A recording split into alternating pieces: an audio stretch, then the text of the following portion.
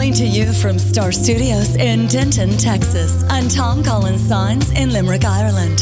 This is Coffee with a Sign Painter, a podcast hosted by sign painter Sean Starr and Tom Collins. This groovy soundtrack was written and performed by Fergal Lawler of the Cranberries. Thanks, Fergal.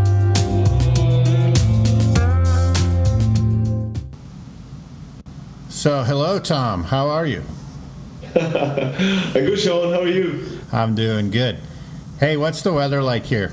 There. Yeah, you know, it's fine. We're like fishermen. The last few podcasts have all been about the weather. Yeah, all right. But it does affect us. So yeah, no. But look, at the moment, it's very windy and wild and wet, and you know, it's been mild enough, but it hasn't been like a ton of snow or anything. It's just been. It's been okay, actually, you know. And what about you? What in Texas? We've had sunny and 80 degrees this week, so... What? Yeah, like crazy nice. But February is really unpredictable here, so we could also get ice in a few weeks or a week, you know. It just depends, but right now it's amazing, and we're taking advantage of it. So it goes to those extremes this time of the year. It can. Some years it'll just be like early spring all the way into spring, and then that's done. And then other years, like I think it was 2 years ago, it was fairly warm, and then we got like a whole week of crazy ice storms. So it just depends. Well.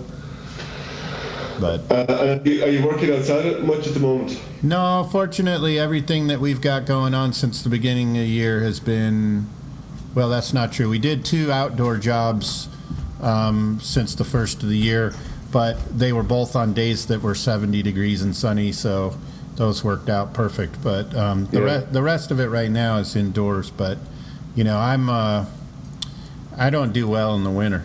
I get funky and kind of slow down and get a little depressed and stuff, so it can be early spring for me. I'm happy with that. And look, as a spring baby, I can totally relate to that, you know. Yeah, I seem to come alive in March. Yeah, and you know, this time of the year, it can get to me at times, and at the moment it's you know, it's there's a little bit of sunlight there, nice bright days, and they really do make a difference, you know. Yeah, for sure.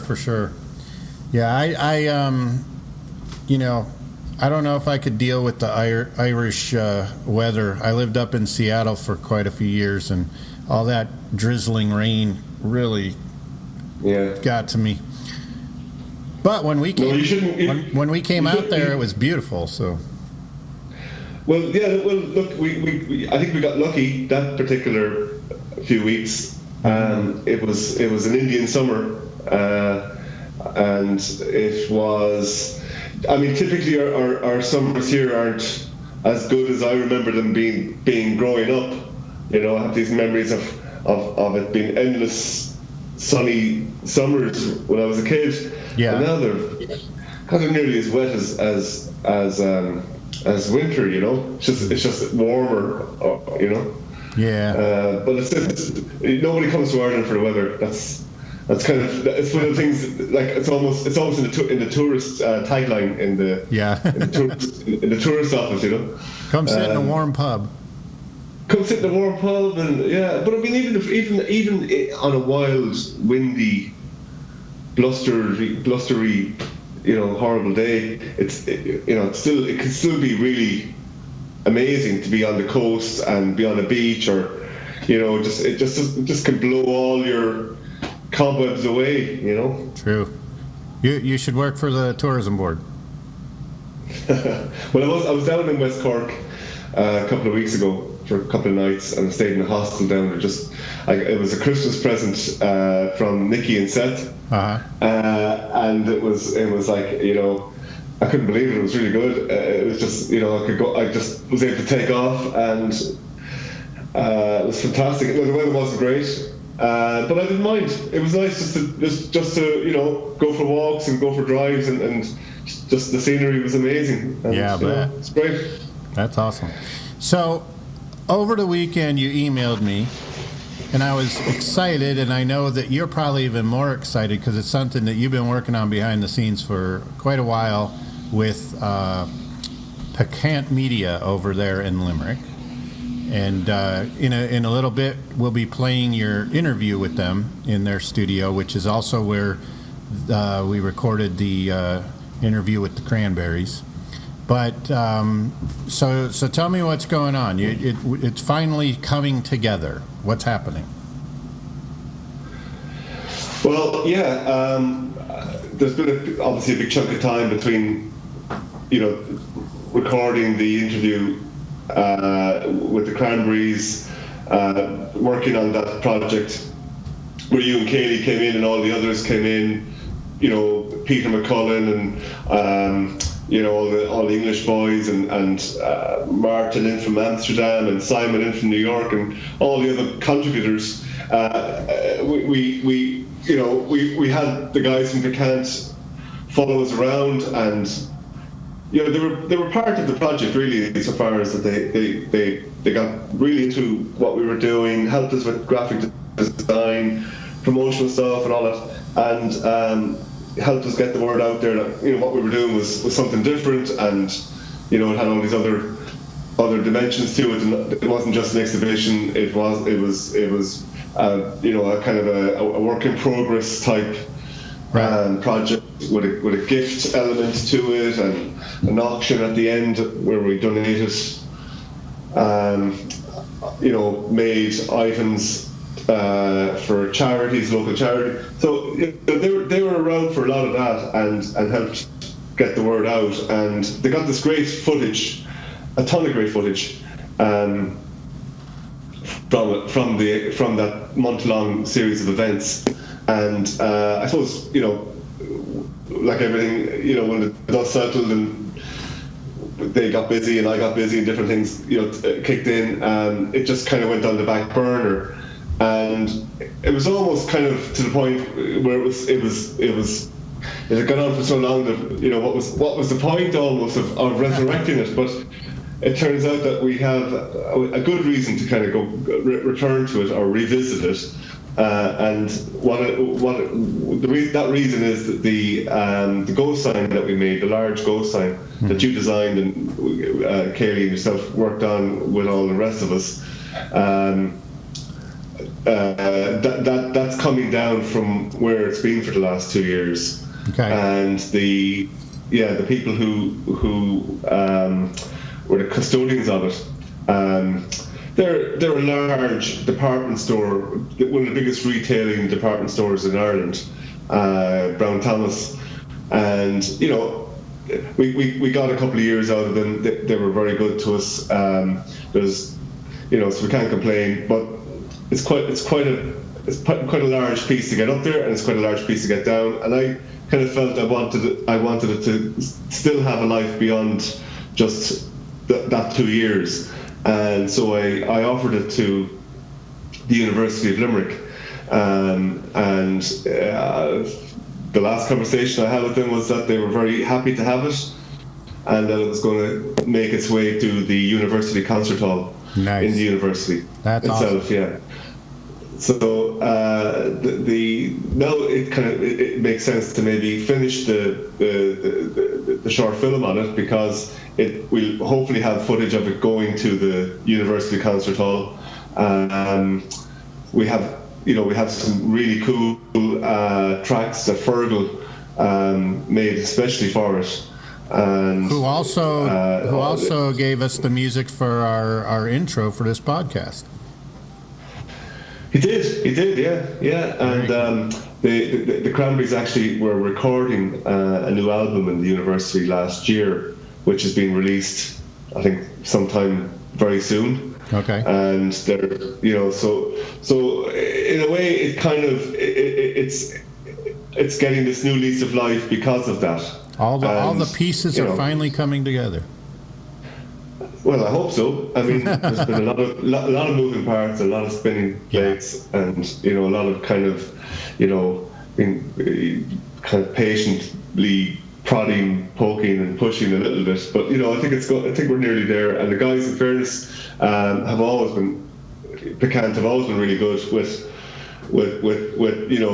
different things that I've done, small side projects. They've always been very helpful, and they're good guys. So this bit of audio that you're going to play is from last year when I called in. It was the 1 year anniversary of our exhibition, and I think we just called in and we were having a chat about what they get up to, and there's an eclectic bunch of people working there. It's like a kind of a cooperative, and you can hear where they're coming from. There's people there from Ireland, different parts of Ireland, Argentina, Poland. They're great. They're quite a varied bunch.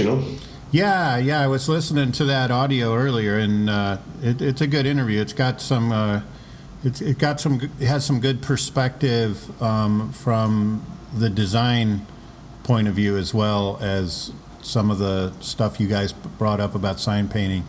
So it's good. I was laughing listening to Connor, because it made me remember when we met Connor in Limerick. That guy's kind of a trip. He's kind of got like the crazy hair and stuff, but I liked him. He's like a very bold person. Yeah, he's kind of the mad professor kind of personality. He's full of energy, and he's infectious actually. Yeah, and they're all great. Kevin is an extremely nice guy as well, and Oliver and all the others, and. No, they're good. They're a good bunch, and I was talking to them actually this week about working on a project where they're designing the artwork, and it was great. They made a call, and we'll see where it ends up. But that's not the first time they've done that, and I love working with other creatives. I really do. Yeah, I do too. It always improves. It improves my own abilities. Well, and it's a two-way street, because I've recommended them and others whenever I get pulled into a job. I mean, I always try to do that and pay it forward and give it back through a referral. Yeah. Which is far more valuable than me buying them lunch or trying to find some money out of the job. Yeah. To kind of give them. But they're good. They're a good bunch, and they're involved in lots of different non-profit things as well. And there's a good turn in them, as we say here in Ireland. There's a very good turn in them. I don't know that term. Well, you can have it for free. Okay, thanks. I'll start saying it all over down here. I'll be very exotic and metropolitan. Yeah, well, I don't know about that, but but you have an Irish background, Sean. Is it your grandmother or your great grandmother or something? It was both my grandmother and grandfather on my mother's side, and on my father's side, it's all Ukrainian, and I think a little bit of Polish. Yeah, which I think it's all kind of the same thing. Probably have some Ukrainian guy get mad at me for saying that, but I think it's kind of the same. Well, it's in the same direction. Neighbors. Well, look, if you get back over here again, it'd be great wouldn't it be great to find out a bit more about all of that? Yeah, well, I know that there's people that came from County Cork, and then. That area up on the western coast, I think we had talked about it when we were there, where they still speak Gaelic. I know there's relatives from there too. Go away, really? Well. Yeah. So, anyways, let's go ahead and before we start playing that interview, like holy crap, I'm just totally skipping over the juiciest part. So, like, what have you been listening to? Oh, right. Oh God. Maybe it is a kind of a morose kind of time of the year for my choice in music. But I find myself listening to kind of heavy kind of soundtracks and classical music, you know. Okay. It's a lot of long driving up and down visiting my aunt, and you know, I suppose look, it's a lot of this kind of stuff is, you know, I think I mentioned to you that my parents are gone. Everyone from my dad's side of the family, you know, has gone, and the last surviving relative is my aunt, who looks like it's any day now is going to be gone as well. And you know, I'm you know, considering all of that, I'm not doing too bad. But the music I'm listening to is kind of maybe a little bit heavier. That's where it's manifesting. Yeah, but you know what? It's grand because I can listen to it and I can kind of, you know, I can maybe feel a bit of what's happening, you know, and sure. And in a way, you know, the fact that we're losing her means we're kind of losing all of them in a way a bit again, you know, because she's a connection to the rest of them, and that'll be gone when she's gone, you know. Yeah. So the music is quite like Mahler's Fifth Symphony and all this kind of stuff, really heavy duty kind of stuff, you know. Wow. Not for the faint-hearted, not very light and fluffy at the moment, Sean. You know? Well, life itself is neither light nor fluffy most of the time. So, what about you? What do you listen to? I'm in a rut right now. Probably the same thing. Like I totally go into a funk in the winter. You know, it's probably why we don't have a January podcast. Is quite frankly because I've been like super busy combined with really funky. But you know, whatever. But John Prine, Guy Clark. He's a Texas songwriter kind of guy. You probably like him. Lots of Grateful Dead right now, and and Tom Waits. I'm kind of going through those four guys over and over right now.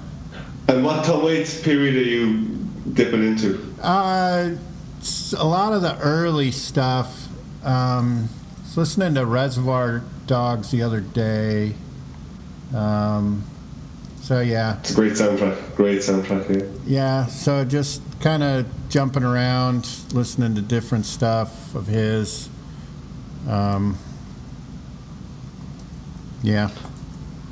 Oh, are you talking about Rain Dogs? Rain Dogs, yeah, not Reservoir Dogs. Okay. Yeah, there you go. No, Rain Dogs is great. Have you seen Down by Law? Have you seen that movie? You know, I saw that back. When did that come out? Like the 80s? I saw that. I'll tell you, it came out in 86, 87, okay. 86 maybe. Yeah, 87. I saw that back then, and I haven't watched it since. That was around the same time Paris, Texas came out, didn't it? Yeah. Yeah. And actually, you know, I loved that movie. I absolutely loved it. Huh. Okay. Paris, Texas, and Down by Law.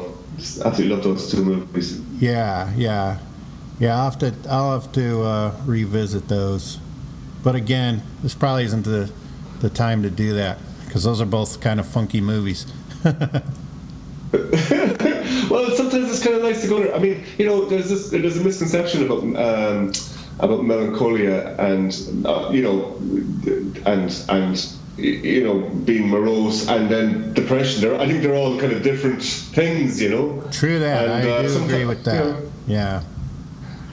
So sometimes you can just listen to stuff or expose yourself or listen, you know, read a tough book or watch a sad movie. I mean, have you seen the Manchester? What's it called? Manchester on Sea? No, I don't think so. What is that? It's up for an Oscar. It's Casey Affleck. Oh. And it's one of the best movies I've seen in years, and it's really, really, really heavy, you know. So obviously that's where I'm at the moment. Yeah, I think the most recent movie that we went to the theater was we did go see the new Star Wars, but we went and saw Arrival.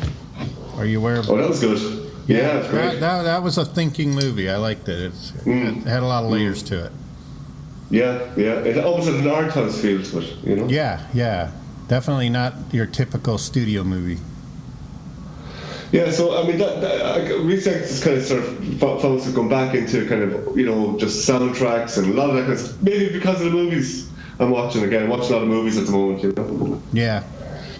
Cool. Well, hopefully when our friends in Piquant are finished with all this, you know, chopping and editing and who knows what. I think they were talking about doing some stop motion sequencing. I'm not sure what we'll end up with, but look, there's nothing I haven't liked from their back catalogue, I would say, or all the work that they've done.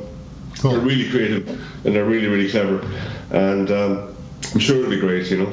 Yeah, no, I'm looking forward to seeing what they've come up with, because I know they were always kind of like quietly around while we were doing the project, so I'm sure they've got some really interesting footage that we didn't even see happen because, you know, we were facing, you know, whatever it is that we were working on at the time as opposed to whatever they saw. So I'm sure they got some really cool stuff. Well, look, I think it's in the mail, man. You know, so nice. All right, we're nearly there. All right, well, let's go ahead and play your interview with them. It's a good one, and we'll revisit soon and get our March podcast going. Okay, man. Connor, you walked into the studio one day. Absolutely, yeah. Out of nowhere. Yeah. And it changed both our lives forever. Forever. It's only starts with the change. We don't know where it's going to take us. Yeah. And at the same time, this is true, Sean Starr contacted me. The same kind of, I think it was the same day. Yeah. And I was walking the dog, listening to a podcast of his, and a direct message came in to have an interview with him. And, you know, earlier on that day you walked in about shooting some footage in the studio. Yeah. It was after I walked past the sign for Burke's Pub. Right. And I was with Ollie Kenny, actually, a good friend of ours, Ollie Kenny, and we were walking past Burke's Pub and we were just looking at the sign and the detail in the sign. I was like, geez, I must have to call him Tom Collins someday. Right. Because your name was on the end of it. I said, I have to call him Tom someday. Just you know the Burke's Pub, the one down here on Catherine Street. It's closed down, the pub is closed down. It's teal coloured and it's got I think I took a photo of yes, I seen a photo on your Instagram as well. But I remember just looking at the letter and going, I have to call into the man who done that, like, you know. And, I'm glad to put my name in it now, because I went through a period where I didn't sign my work. Yeah. I don't know why, I just think I was just so happy to get the job finished. But then I think there was a guy pretending to be me, or pretending to be lots of versions of me. Right. Who ended up on the radio, and Joe Duffy, you know, kind of going around the county taking deposits for jobs that. Seriously? Yeah. My sister rang me and said, "Turn on the radio quick! There's this guy pretending to be a signwriter taking all these deposits around the place." Yeah. A scam artist, like, didn't do anything. No, he'd walk into places and you know, maybe he'd show pictures of his work, my work, someone else's work, you know. Yeah. And get the confidence of the whatever publican, take a small deposit like €100, €50, whatever. Disappear. And so he'd do that. Good acting, yeah. Just go around with a load of ladders and it's like, like when I moved back from Cork to Limerick, I was aware that he was around this guy, and I never saw him do anything, but he had all these art college kind of students running around for him, and you know, it was kind of. You know, it wasn't anything kind of, you know, the skill set was limited, we'd say, you know. Yeah. The work looked all right, but it never lasted very long because it was, you know, using the wrong brushes, the wrong paint, the wrong, you know, everything, you know. Did you ever meet him or catch up with him? He came up to me once when I was up a ladder and said something about how he was going to get me loads of work and, you know, we could work together, and I told him to get lost. Unreal. Yeah, because I just didn't like I just didn't, you know, I don't. You know, don't you? You do. You can see him coming a mile off. Yeah. You know, that's why I started putting my name back on my work. So, you came in, and it was this thing of like, you wanted to see if we could, you know, set up the equipment and shoot some footage. And I think the place was particularly messy at the time, so I asked you, could I have the weekend to tidy it up? Which I did. Yeah. And it still looked messy in the shoot. It was full of people. I went in, you were just busy, and I don't know, there was 2 or 3 other people standing around chatting as well at the same time. I remember, I don't know, I'm trying to think who it was who was in there with you, but when I went into the studio, everyone was in there chatting away. It's a grand talking shop. But it looked well on film as well, because the camera was just moving past these giant letters and stuff like that. You know, Look, a lot of that was down to your friend of mine, Oliver. the main event. Oliver Smith. Take a bow, Oliver Smith. Oliver Smith has just joined us, folks. The crowd goes on. It's coffee. So at the table we have Oliver Smith from Mayo. From Mayo, yeah, Westport. He's representing Ireland in the Olympics for cycling. and silly moustaches. And silly moustaches. The last part is true. But a seriously talented photographer and filmmaker. And I hope I'm making him squirm there now as he's not making any eye contact whatsoever. I actually got some photographs of you back from the developer the other day. That time we took a lovely photograph as part of that, and I used the old film camera. And then they sat in the camera for about a year before I used it again. From the studio at that time, or from outside? I used my big old film camera. This is the Burks. Outside Burks, we took that photograph. We took the medium format. The medium format camera, and just got them back last week, and they're lovely. They're great. They're much nicer than the digital one, but we used the digital one in the video because it was all just digital. We needed it done. Well, I remember you stopping the traffic. Yes, that's it. Yeah, we were stopping. Yeah. And I was putting on the Ritz with my kind of mall stick. I had the whole sort of thing going on. Looking very dandy. I'll definitely get them printed out and cool. Get one for you. Yeah. Sounds. Thank you very much. I look forward to that. Well, it was great having you in that day, and again, it was my first experience of being around that kind of thing. Where why would you want to come in and shoot? The studio. It's like a bomb hit it, and but it's again, it was something that you kind of, at the time, you were trying to tap into, just what was going on around the city, and not just the typical thing that's just, the obvious thing with the rugby and Tolman Park, and someone at the treaty stone saying, it looks great, this kind of thing. Much more interesting. Well, to see what it opened up. Get up to. Yeah, it opened up that for me as well, because I kind of got to know you guys a bit, and from that other things came and went and developed, and so it's been a good. It was a good day that day. Absolutely. It was a good day. Moving swiftly along to Pavel. Pavel, that's better. Pavel, what's your surname? Bogucki. That's a West Cork name, is it? So tell us where you from. I'm from Poland. I came to Ireland when I was 12. I graduated from LIT just last month, and I joined the guys in Piquant. So I'm on here now. I love it. It's great energy. Nice. You're a graphic designer? A web developer. Web developer. Web developer. Yeah. Okay, fantastic. So far so good. There hasn't been any floggings or any. No, not so. No. Public humiliation. we hope we won't have flogging us. Well, that could change by the end of this. That's great. And so now, Vicky. Your surname is Brunetta. Brunetta, of course. From Argentina. Buenos Aires, Argentina. And is it true that you are representing Argentina in the Olympics for mate? Tasting? Is this true? Not really. There are kind of gossips here in Limerick. But I tell you, that for me, that was kind of the highlight of the Crescent. The street party. Calling it the street party. The street party. No. Yeah, it was so good. I drink lots of mate, but yeah.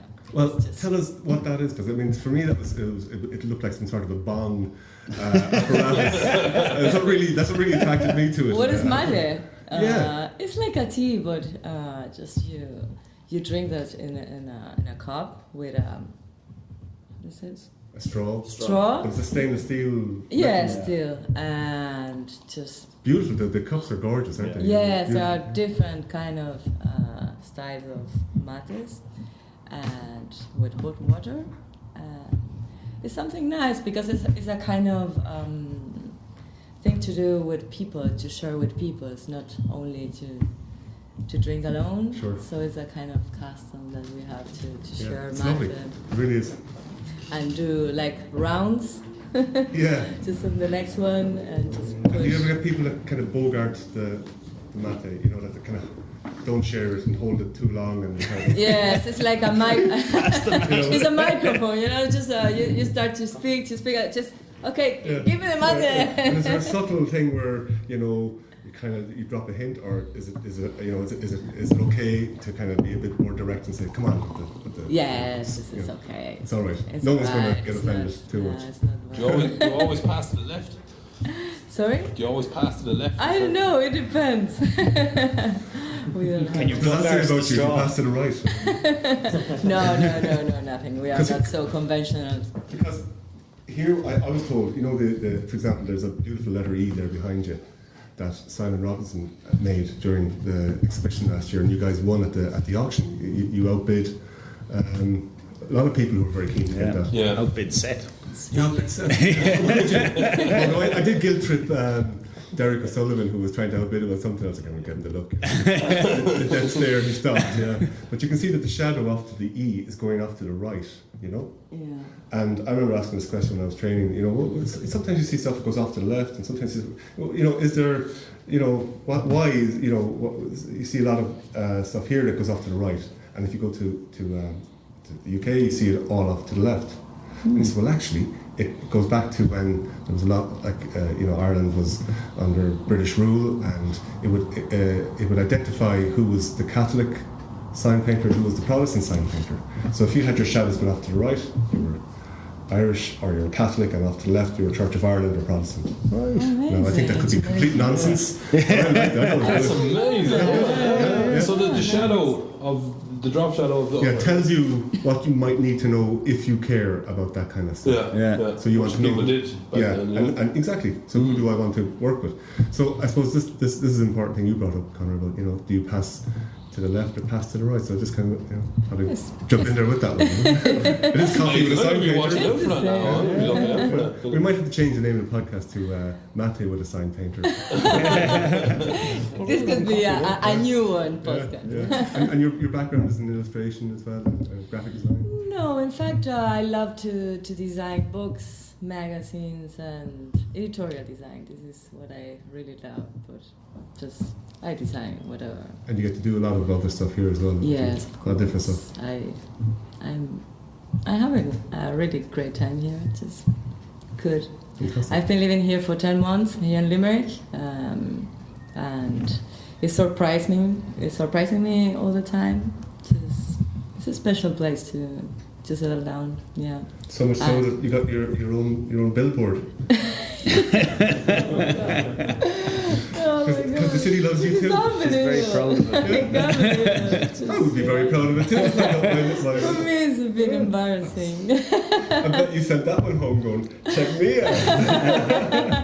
You know, the girl of the billboard. So this is for the Limerick 2020 bid, European Capital Been Culture. working really hard, and just it happened to me. Yeah, it was great. It was fantastic. But that was what was really cool about it, is that, you know, it was so inclusive and reaching out to, you know, people that are, you know, that are living here, that are, you know, are new and fresh, and bringing in new ideas and new energy into the city, which badly needs. I hope that I bring some new ideas, but just I would like to. Yeah. Cool. Well, it came out of a workshop we done, a print workshop we done, where we were looking for quotes.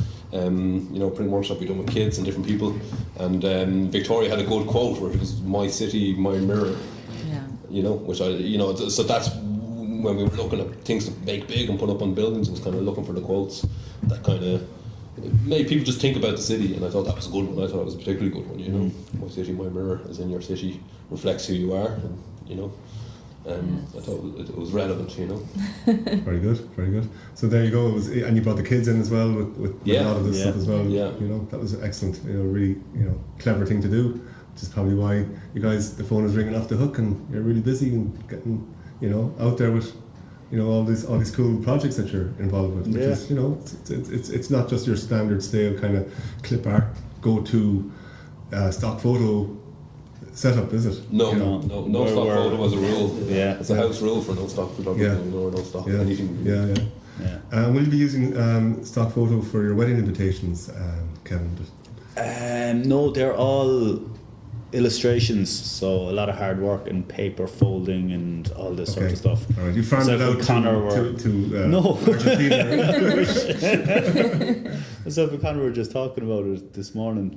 A friend of his, he's not a designer, but he had some very far-fetched plan for his wedding invites that involved a lot of wax ceiling and peacock feathers and all these sort of things. Well, there's what Wedding invitations, it's the most thankless job. Isn't it? Yeah, it always under delivers and you never get any thanks. People are very complimentary about my one. They're always late and you never do it. You know, if anyone asks you to do it, it's just like, no. Yeah, I had a very intricate design that folded in on itself and became its own envelope, and it was just a nightmare. It was very tedious, and when you folded it, the ink pressed onto the page, so then I had to put tissue paper in between the folds so that would soak up some of the ink. I thought that was a mistake.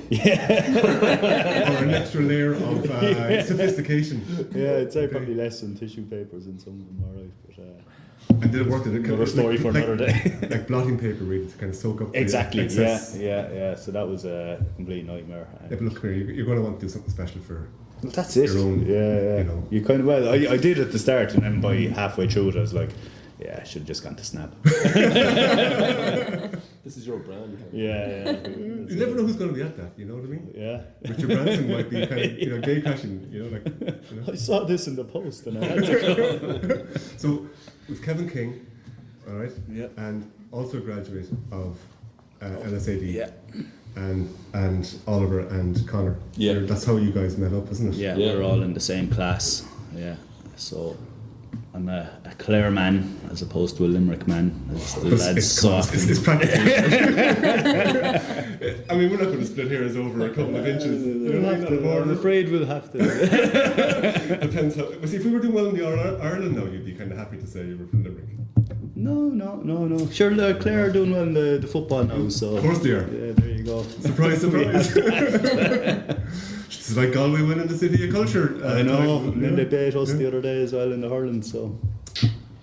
Salt into the wounds. Yeah, Galway. Galway's the new enemy. Well, it's we have to go there because it's kind of otherwise it's kind of because throughout a lot of the Skypes I've been doing with Sean and different things I've been hosting and stuff, it's been relating to that project and stuff, and actually people were kind of interested in asking how it was going and and bummed out when we didn't get through. So how are you guys feeling about that at the moment?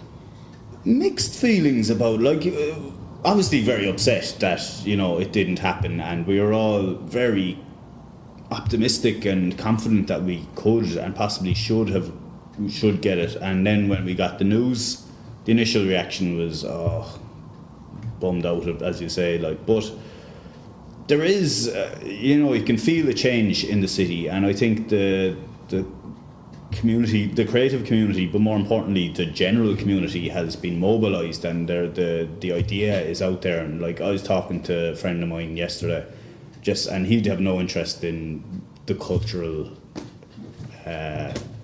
scene at all, but he was very passionate about it. And actually just people are kind of they saw all the stuff, they saw the painted walls, they saw the bits of letters pasted up, and they're just they saw it and they got excited about it. And spoke to them. They did, because it's hard to ignore when there's a big giant letter sticking in your face, and it's like, what's that about? And it gets people kind of thinking, and they were all kind of, people started then getting intrigued by it. And I think if you kind of bring the stuff down to outside of the artistic community and show it to people, they'll feel a part of it too. So as I said, I think they're kind of mobilised now and eager to go and do something, and so now there is a feeling of things can happen, things should happen.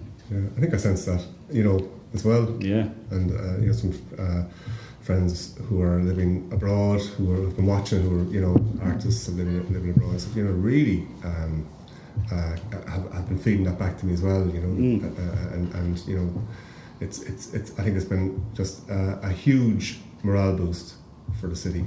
And so I think we met that Monday, after the announcement, and I really do think that a lot of these projects, maybe scaled back, will happen. Yeah, they need to happen in some guys. I think it's important now that we keep the energy going and make something happen. I think we just dropped Limerick 2020 and that. I think that's gone and it's burnt, and it kind of ran its course. But something else needs to come out of it. I'd like to see an arts festival or you know, an international standard arts festival, you know, emerging in Limerick in the next few years, or something needs to happen. But you know, a lot of energy, you know, a lot of energy went into it, and it's kind of going, was that wasted or not? And I don't think it was, but you know, people are asking questions now. Where did we go wrong, or why didn't this happen? And that's good as well. It's good to see people angry, and good to see people asking questions and people upset about it. You know, because if that wasn't there, it would mean that they didn't care. So people do care about it. Yeah. So I think it's important we kind of analyse it and then drop it and move on. Yeah. You know, but moving and keep moving. You know, Galway, I'd say, will do a fantastic job. You know, and Galway's an hour up the road, so it's you know, we'll still get it, we'll still see it. I just, you know, I felt that I think Limerick has made a turn and it is going in a direction, you know, and things are happening. I just think it would have been a nice step in that direction of this city that is changing, because you know, the opportunities in this city are phenomenal, you know, and the opportunities for growth. And well, there you go, you have a young family, and you know, like that. And again, you know, you hope that, you know, as the guys get a little bit older, that they'll have more of those opportunities, you know. Absolutely. On their doorstep, and they won't have to go to Hollywood, Burbank Studios, you know, to maybe be an extra in a movie or something, you know, or whatever it might be. You know, my kids emigrating. Me and Roger, I was like, if the kids leave now, if they emigrate when we're older, we'll have to move with them, you know. Oh yeah, I think he's already picked out the apartment in Soho, in New York, that we're going to live next to Seth. You know? Yeah. So that's if the kids move on. I'll go to Australia for a year. So are we. Coincidence. Yeah. So, but away the J1. yeah, so are we. But you know, it's. But you want a place rich with rich culture for your kids to grow up in, and like Limerick 2020 is 4 years away, and you know, it would have been hugely beneficial. It would have been huge, would have been a big step along the way of the rejuvenation of the city and what have you. You know. Competition, should we have competitions in order to have cultural infrastructure kind of rolled out? You know, should that be a competition? Some people, you know, I've heard that argument in recent days, and it's a valid argument. Should we have to win a competition in order to have to get people mobilised? Yeah. No, it definitely is a good way to mobilise people, and we mobilise people between here and Waterford and Kilkenny and Wexford, and you know, it's got a lot of people asking questions about culture and what it is and what its role is in the development of some cultural strategies and what's the development of the city, how culture can transform a city and stuff like that. So you know, it's definitely mobilised a lot of people. But should it be a competition? Should it not just happen anyway? You know? Yeah, that's interesting. It is. Yeah. It is. Well, look. So Conor Buckley. Yes. Because I have to do the whole sort of name check. And again, you're a Dublin man. Yes. And correct me if I'm wrong, but you went to college in Limerick, you moved back to Dublin, got a fright when you saw how expensive it was to live in Dublin and raise a family, and looked at moving back to Limerick. Yeah, like you know, Dublin's great. I love Dublin. I was up in Dublin yesterday. I go to Dublin a lot, and it's where I'm from, it's where my family are and stuff. So I love going to Dublin and being in Dublin. But Limerick is just I find it's just a better place to take risks and try things. You know, it's a place where you can find a bit more space to do things. And do you think people are receptive? You know, a bit more. Extremely receptive. Yeah. Cool. Yeah, extremely receptive. Want we kind of float ideas that we think are off the wall, and then we get challenged to push them further off the wall. You know, we set up the company 3 years ago in Limerick, and every project has been a learning experience. We're doing something new that we've never done on every project we do, every client we do. We think we're challenging them, and it turns out then that they challenge us to push it further again. And so we've had some great kind of projects that have just kind of roll on and they keep rolling, you know. So it's great. It's been a great move, and you know, we never strategically looked at where is there a market or is there work. You know, setting up a company in Limerick, you kind of go, you know, it's a good place to set up a company. There's good support, and it's an inexpensive place to find space to operate and do stuff like that. We had a studio up in Dublin, and it was just so much more expensive to run. But then kind of go, is there enough work in Limerick to keep us? Is there enough work at the kind of work we want to do? And there's been loads, you know. So, but you do still work in Dublin, right? We do, yeah. We still work nationally, but you know, I was up and down to Dublin for 2 meetings and back down in the day yesterday. You know, it's only up the road. Like if you're talking to people in like we live in a small country. If you're talking to people in Argentina and they go 2 hours for a meeting, it's not a big deal. You know what I mean? It's not a big deal. Or in Poland, you know, it's not a big deal to travel 2 hours up the road to meet a client. I used to get this thing in Cork because I started the business in Cork. And then I went back to Limerick, but I still kept Cork customers, you know, going to some extent, you know. And I'm glad I did actually over those lean years when we had the crash here. But yeah, you'd be kind of pulled on, like you're not from Cork, and how are you? Why are you?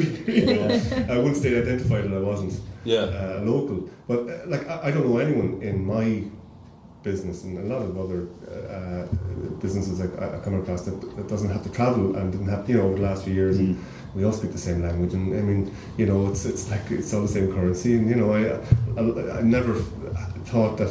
Like I remember when I started out, I was working in Kilkenny an awful lot, and every now and again you'd feel eyes on you that weren't just like kind of someone admiring the work, but there's someone really watching what you were doing because he was the local guy, Yeah. And there's always this kind of anxiety around, kind of there's a new guy in town, and you could start a bit of a chat there, and then realize once they see that you're not a threat, you're just doing a one-off job which is what I was doing, a one-off job for a friend, and went for coffee, and I actually got on quite well with them and developed a friendship with them. Competition is good, good competition is good, and the chances if you have good competition, you're always going, geez, they're on the ball, it's that job, they're doing it's nice, and we've to up our game, and and it's good to have that challenge. It makes you check yourself when you're looking at what people are doing around you. Absolutely, raising the game. Otherwise, you're right, things can get very stale.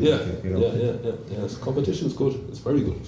I think a lot of people feed off competition, and it's where their best work comes from, is when they're kind of responding to what's happening around them. Well, it was one of the things that when this industry changed in my profession, when kind of computers came in and really took over this profession. It was this kind of weird kind of cartel carving up territory thing that went on between sign companies and franchises and. And it was almost like kind of like some guy from the mafia would come up to you and say, hey, this is my patch here, Seriously, I think, and I mean, in the mid '90s, that it was going that direction, and now it's flooded everywhere, and I suppose what we did last year as well was, and with your help, and thanks for that, and that's one of the reasons why I wanted to kind of have you come on is to say thanks very much for your help and support and all the huge amount of time that you put into it, to get that thing out there, to get that project out there, between the graphic design, the website, this is your international sign festival. This kamikaze one-man that was a great thing.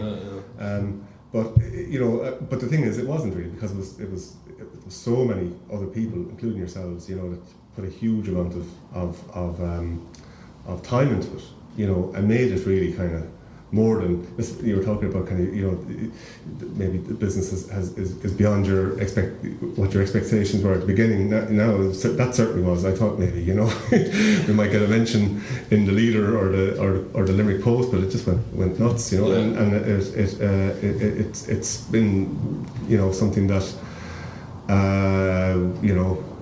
might have plan B or some sort of other dimension to it down the road. I think it was only the launch event, was it?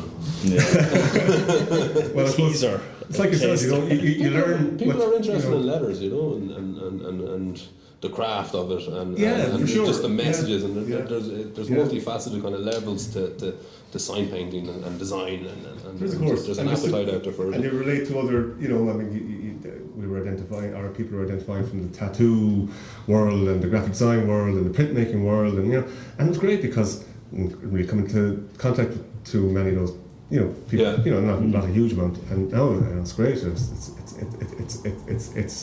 It's kind of leaked its way into some of what I do now. And I'm always kind of, I like to kind of mix things up into a bit of a stew of ideas anyway. I mean, some of the things that... I think graphic design as a discipline and sign painting as an extension of that, has evolved in the last few years. Like, even when you first became a graphic designer, you had to tell people what a graphic designer actually was, whereas now it's kind of, we all watch films and we all critique films. I think your average man in the street can critique graphic design now. You see that thing that they've done up there, it's crap, or that's good, or whatever. So it's become just a general conversation, or That's true. And I think sign painting festivals and tattoo culture and all these things, they all kind of blend together, and these people have shared interests, whether it's a comic culture even, you know, they all, you're talking, like we're talking about wedding invitations, the most kind of everyday type of manifestation of design, but you know, when you have brides kind of saying that's not the right font, and you kind of go, what would you know? You know what I mean? But they do know, you know. That's they so do. sexist. Yeah, grooms, you know. But people have opinions, and they know what they want. You know what I mean? And they know, that's not exactly that font isn't exactly me, and they kind of go, but you're right. Know what you are. but while there's been better recognition for, we'll say, you know, that area of graphic design and different, layers of the onion there, it's been the opposite for sign writing, sign painting. It's almost kind of, actually no one does that anymore, and that's you get that all the time in your work, and people come up and say, that's dead, no one does that anymore. You're doing it, like, you know, and this part of this thing was I suppose a reaction to that, to say, look, you know, no, it's not there. We're still here. And actually, if you tune into the sign writing, sign painting channel online, you'll see that there's actually a huge resurgence in it around the world, and so much so that a lot of people come in from around the world, surprisingly, and you know. And why wouldn't they with the opportunity just to kind of come in and show off? We're all show offs, you know. Yeah. Well, we love having an opportunity to kind of get a bit of attention, and you know. But that whole building was just a hub of activity, and like throughout the whole festival, you'd like all these people, from international people, putting on workshops, just messing around themselves, like, and you know, you'd walk past it and every evening it was just full of people, and it's great to see. So people that weren't even involved in the sign writing business, they just saw the things and they're like, they just kind of gravitated towards it. I think that was one of the things that it was good and bad, because I think for the crystal ball, a month long series of events, artists, it just I didn't have the fuel in the tank for half of it. You know for the next time anyway. It's very watchable though, to watch someone hand painting a sign, like, and anyone who's ever painted anything or any bit of craft, to watch someone kind of pinstripe a sign or something. Sure. Yeah. Well, you guys very impressive. rolled up your sleeves recently and got stuck in on a major amount of sign painting. Yeah. I don't know if you were with the guys at that stage, really. No, not yet. Right. Not at that point. Right. But this was part of the Belonging and We Are Culture project with the Limerick 2020. And how did you find that overall? Very stressful. But enjoyable when we actually got to do it. But thinking about it, talking about it, and measuring it, and marking out grids. I didn't try and talk you out of it too much. I was conscious of not talking you out of it. A few sleepless nights. But there is a lot of planning. We're doing this. Yeah, a lot of planning, and then trying to drag yourself up off the couch at like 11:30 at night to go out and. Like, I'm sure you have a different technique now, but what we did was just project the designs onto the walls and trace them out and basically fill them in the next day. How did you get the cables and power to rent a generator? Yeah, we were asking people for different places, but we were doing it 1 in the morning, 2 in the morning, kind of thing, so it's just we just get. Then we just had to say, right, bite the bullet. I think it was like the day before they were supposed to go up and say, right, we'll just get a generator. And good idea. You have to be safe as well. You can't be dragging leads across the street. We did for one of them. This isn't safe at all. But even dragging the generators, myself and Connor were just lifting this big heavy yoke, and it was like, well, we didn't want to turn it off. Yeah. It starts and he's walking on the road with the generator on in the rain. Yeah. But it was great because it kind of ignored pillars and areas where they should stop. It just went beyond that, and it was great because that's why no one could ignore it. It was really the colours were great. 12 buildings, like it was 2 streets, 2 streets. And we had on one side this is culture, or no, culture is where we are from. Then it turned the corner and it said culture is where we are going. Okay. So. Kind of collecting into the history, and there was a lot of discussion during 2014 when we were the National City of Culture about what culture was, and it's not just the theatre and the traditional kind of cultural venues or the venues we associate culture with or high culture with. It's culture is fish and chips, and culture is history, and culture is shared values and stories and tales and all that kind of stuff. So I thought we were trying to encapsulate that history and authenticity and that kind of rawness of Limerick, and also kind of looking forward and where can culture take us, you know. So and you achieved that. I think, you know, I hope you got nothing only positive feedback. It was great feedback. There was one woman who didn't like it. But I'm not sure we value our opinion. Other people were buying this. She didn't have a pram full of dogs or anything kind of barking mad. Another guy actually, a religious nut, ran out and said we shouldn't have wrote those particular words, but should have, like, he quoted some Bible sentence at us that should have gone up there instead. Maybe for the next one. Yeah. Someone defaced it as well. No, really? Yeah. Well, it's just a small writing, but it was kind of funny. They said if you read this, you're gay. Oh my god. It's kind of shocking, like, and just stupid. You know? Yeah, so June. It's going to happen, you know. Yeah, it is, of course. Yeah. But it was great, like, during the day, actually doing it, like, it was so nice, just everyone walking past, so complimentary, and just, you know, you get so little done because you're just talking to people the whole time. Add on an extra day just for the small talk. Yeah. It's like, what's that? Like, people sitting there asking questions. And if they can, just stand right in front of where you're trying to actually work. Yes. So because we were doing it word by word, you know, a word was appearing each day, or we done one word first, and then a word, and we're like, what's it going to say? And it was good to see that kind of people, you know, what's it going to say? We didn't tell them, of course, and then, you know, you could see it on Twitter or Facebook and stuff like that kind of done. I better not say this, and I better, you know, and people were trying to figure out what it was going to say, so that was kind of fun as well. Yeah, the first word we did was aware, and as we were doing it, as we were finishing up, and you could read that it was aware, it was people just driving past in cars, leaning out the window, shouting, "Where are you going?" And it's the same joke. It just repeated a million times. Did you get any spelled it wrong? Or We did, I'd say if you'd a buck for every time. So. But also, I have to give a shout out to Martin and Jordana as well. Because we're actually going for pizza to their house tonight. Nice. So high hopes and high expectations now. It's an Italian household. Do you know what I mean? So it's got to be good. So we're going up there tonight. And who else was involved? Who else? Owen Barry. Cool. There are a few other people. Neve Bugler and Tidy TLC. Tidy Towns. Tidy Limerick Cleanup. Team Limerick Cleanup. Okay, it was a serious crew. They came along on the Sunday. And we're definitely forgetting people, aren't we? Austin was there, Your brother? My brother was, he was Really? lucky as well. And this, I have to say, your brother, right, is I think is going to go down in history as a legend. You know, going into the river. What month of the year was it? Oh, that was probably April. Was it April? So last year. Up his waist. With a tiny balloons. No clothes on, a big bunch of balloons full of helium, and we asked him to wear a suit or kind of just look sort of normal, so it'd be this sort of surreal thing, and then it wasn't really working when it was wet, so we just said, "Here, Austin, get rid of the clothes, and jump in." And so fair play to him. It's been a great day for it. It wasn't Photoshop, was it? It was No.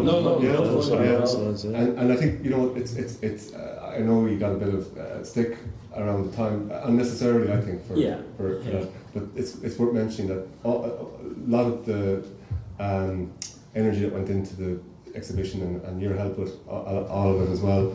The end product of that was that we raised a nice few quid for the Corber Suicide Prevention Patrol people. And at the time I was talking to them, you know, I think they were going to get a small van that they could have coffee and tea for people to settle them down and get them, you know, get a warm drink into them, you know, and keep their little small team together so they weren't splitting up to go off getting them, you know, tea and coffees. So that was, a lot of that was, you know, everyone's combined effort. You know, I think that's a good thing. You know? Absolutely. Yeah. And whatever else, you know, people are always going to have something to say, aren't they? You know, and there's always that kind of mean spirit element out there, kind of, you know. I don't think it was mean spirit. It's just, you know, different people have different relations to the river in Limerick, and you know, we see it as a hugely positive thing. Absolutely. There isn't a day I walk past the river that's not different to the last day I walked over it.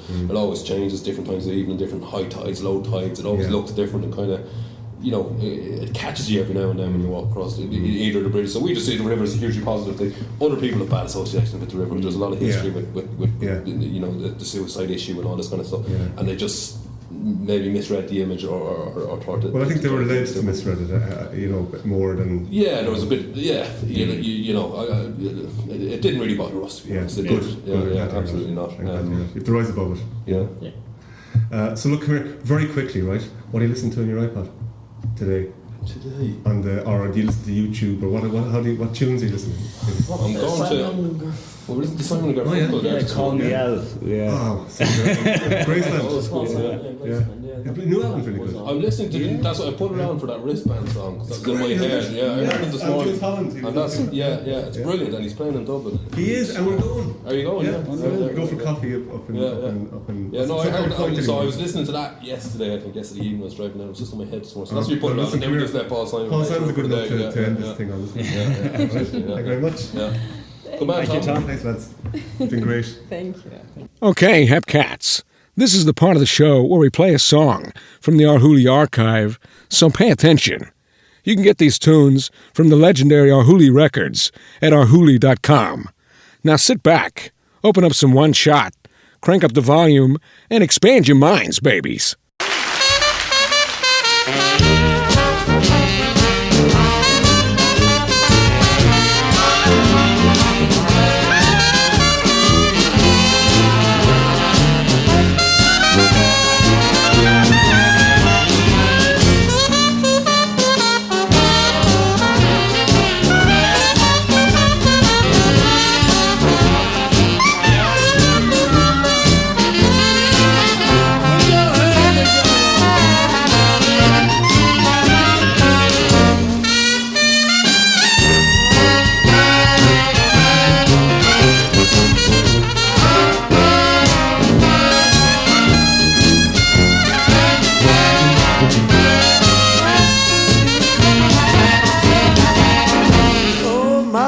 Got a hole in it. Yes, my bucket have a hole in it. My bucket got a hole in it. It can't hold no beer. I said my bucket got a hole in it. My bucket have a hole in it. My bucket have a hole in it. It ain't hold no beer. I went down to the corner just to get me a bucket of beer. And the bartender told me, no son, you can't get no beer. I said, why I can't get no beer? Tell me why I can't get no beer. He told me, yeah, I'm gonna show you right here, son. Your bucket got a hole in it. Now my bucket has a hole in it. Yes, my bucket has a hole in it. My bucket got a hole in it. It won't hold no.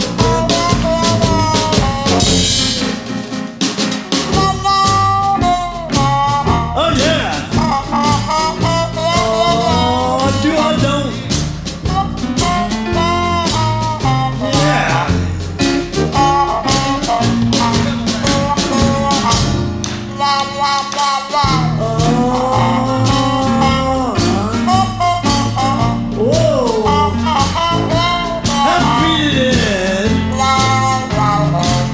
To be in the land of the living and not rich today.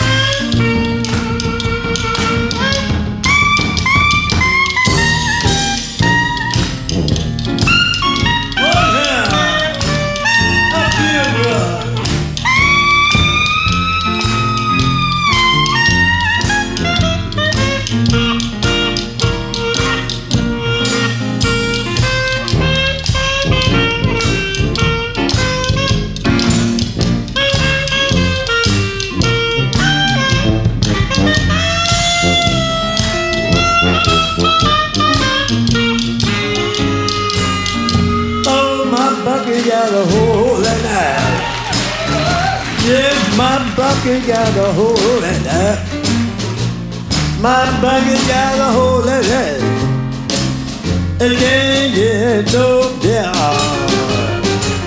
I say, why I can't get no beer?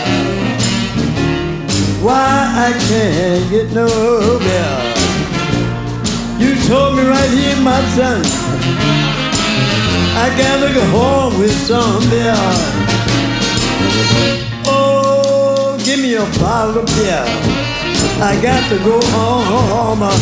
I got to go home. I got to go home. It's come beer.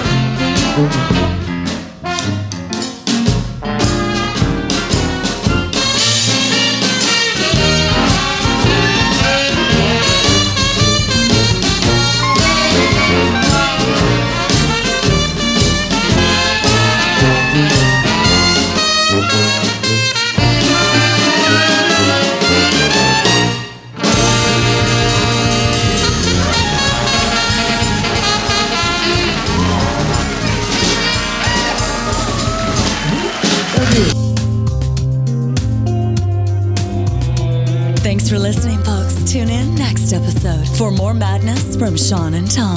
This episode was brought to you by Full City Rooster Coffee Roasters, makers of the Sign Painters Blend, the coffee Sean and Tom drink in their studios every day. Also brought to you by RebelRouserHotRods.com. Licensed apparel by Sean Starr, including support your local sign painter gear.